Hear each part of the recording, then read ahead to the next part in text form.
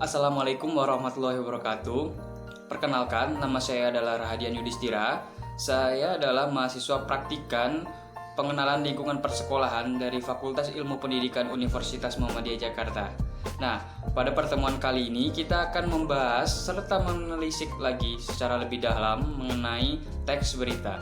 Teks berita adalah sebuah teks yang menyajikan informasi mengenai suatu peristiwa yang sedang ramai diperbincangkan di khalayak umum yang disebarluaskan melalui media cetak maupun elektronik. Dalam mempelajari teks berita, pasti kita akan mengenal dengan istilah struktur pembangun dalam teks berita. Nah, struktur yang pertama meliputi judul, kemudian struktur yang kedua adalah kepala berita atau lebih dikenal dengan istilah lead. Kepala berita atau lead merupakan bagian berita yang sangat penting karena di dalamnya menyajikan unsur 5W dan 1H. Struktur teks berita yang ketiga adalah badan berita.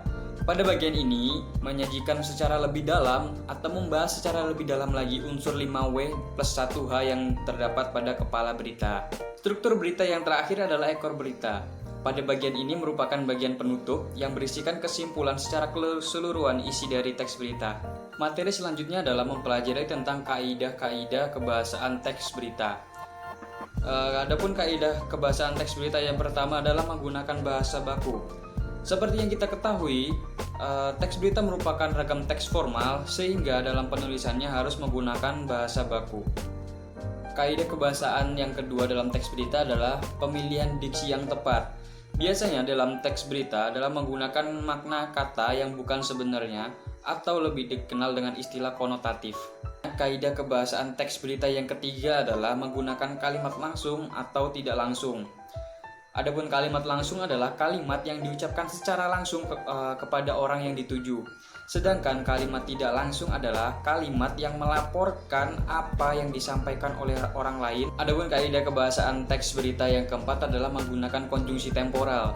Konjungsi adalah kata hubung, sedangkan temporal ada berkaitan dengan waktu. Jadi konjungsi temporal adalah kata hubung yang berkaitan dengan waktu. Misalnya kemudian, sebelumnya. Adapun kaidah kebahasaan teks berita yang kelima adalah menggunakan verba. Verba adalah kata kerja yang menggambarkan suatu proses kegiatan. Dan kaidah kebahasaan teks berita yang terakhir adalah adverbia atau kata keterangan. Kata keterangan adalah kata penegas yang menjelaskan kata sebelumnya. Dan materi yang terakhir yang akan kita bahas pada video ini adalah cara atau menyajikan teks berita. Adapun langkah yang pertama adalah kalian harus menentukan sumber berita yang akan kalian sajikan. Langkah yang kedua adalah catat dan temukan informasi penting atau fakta di dalam teks berita tersebut. Dan yang ketiga adalah kembangkan catatan tersebut menjadi bentuk tulisan.